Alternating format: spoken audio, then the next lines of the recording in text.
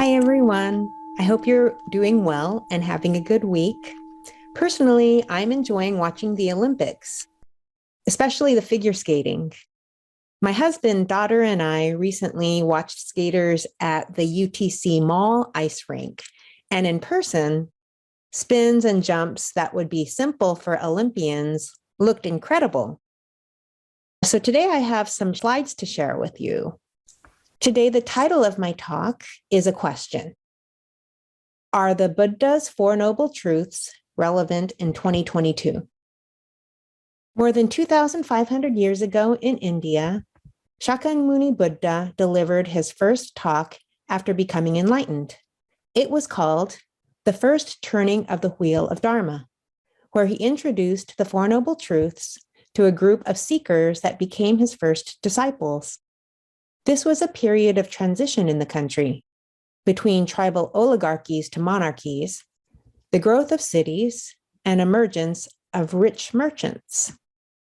We're now in 2022, and next week, President Biden will deliver his State of the Union address. Last year, in his inaugural address, he stated America's primary challenges: the COVID pandemic, racial injustice, climate change, and political extremism. Our concerns here and now are very different. Are the Buddha's Four Noble Truths relevant to us today? The first noble truth teaches us that life is suffering. This doesn't mean that we spend the majority of our lives suffering. We can also experience plenty of joy and fulfillment. But these feelings are temporary. All of us, even people who seem to have it all, also experience anxiety, jealousy, frustration, and disappointments. And ultimately, none of us escape old age, illness, and death. Nowadays, many consider obtaining success in the form of fame, power, and wealth to be the American dream. We might envy those with the greatest physical beauty, athletic skills, or intellect, millions of dollars, or Instagram followers. What we might not think about is that the rich and famous reach a point where they're perceived as over the hill, and after that may experience a downward spiral into unhealthy lives or depression.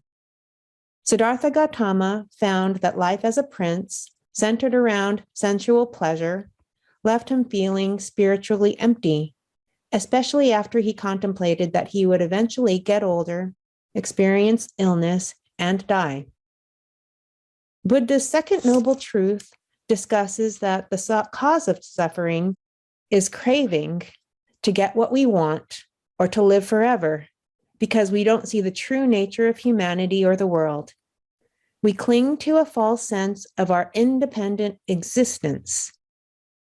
Today, we can see this clinging on social media when we care about our likes and followers, or present our good side, but not the bad. Or we might look down on individuals or groups as inferior to us or other. I am a Golden State Warriors fan, and when the Warriors lose, I am not very pleasant to be around. I know this is foolish behavior caused by craving for my team to win. The third noble truth teaches us that suffering can be extinguished by eliminating craving and liberating ourselves from attachments, which clears our mind and enables awakening.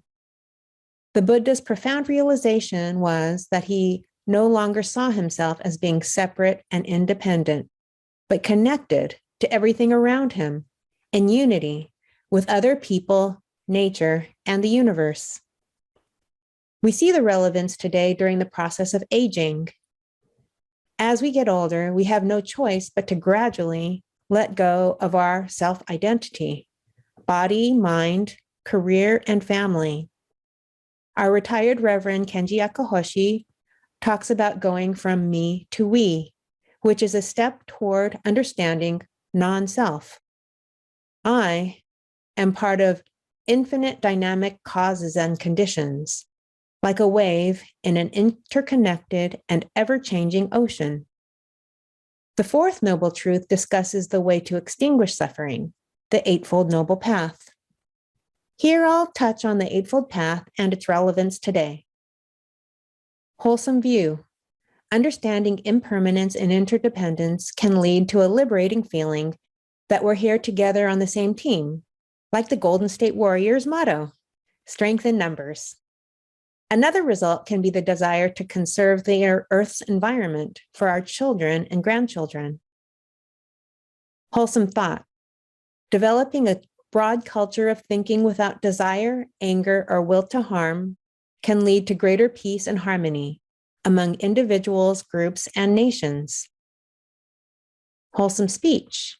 Refraining from lying, malice, and careless language can help heal our country's political divide by reducing knee-jerk, reactive, emotionally escalating speech. Wholesome conduct. Love and protection for living things, generosity, and building relationships leads to stronger friends and families, which has been shown to increase individual happiness. Wholesome livelihood. Obtaining food, clothing, and housing by proper means and developing healthy life habits leads to individual feelings of self-worth, and when these qualities spread, greater trust in society. Wholesome effort. Striving to prevent negative behavior from arising, eliminate this behavior, and increase good, such as exercise, nutrition, and helping others, facilitates wellness. Wholesome mindfulness, helping us become careful, clear-headed, attentive, and aware. Mindfulness practices have been shown to increase happiness and fulfillment and are now a cultural phenomenon in America. Right meditation, or wholesome meditation, leads to a calm attitude, objective thinking, and appropriate action, which is helpful in school, business, and personal life.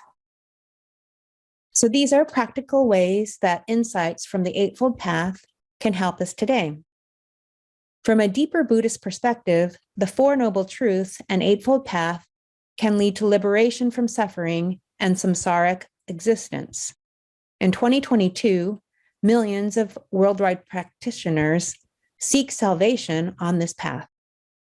Shinran Shonin interpreted these teachings as the Nembutsu, a path toward the Jodo Shinshu spiritual transformation called Shinjin, profound and trusting in Amida Buddha that one experiences in this life, a stage of non-retrogression.